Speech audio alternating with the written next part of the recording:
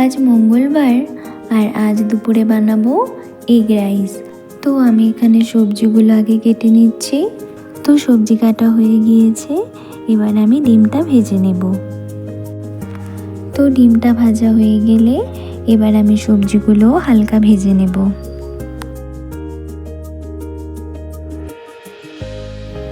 তো সবজিগুলো হালকা ভাজা হয়ে গেলে এতে আমি নুন, গোলমরিচ গুঁড়ো, লঙ্কা গুঁড়ো আর একটু সয়া সস দিয়ে ভালো করে মিশিয়ে নেব।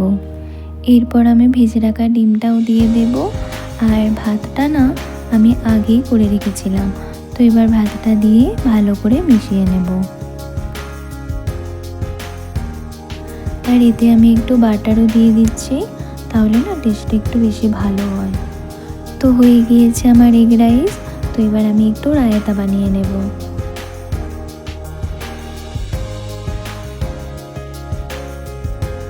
তো এই হলো আজ আমাদের দুপুরের মেনু। আর খাওয়া দাওয়ার পরে তো এবার একটু আইসক্রিম খেতেই হবে। তো এখানে এই ভিডিওটা শেষ করলাম। ভালো থাকবেন।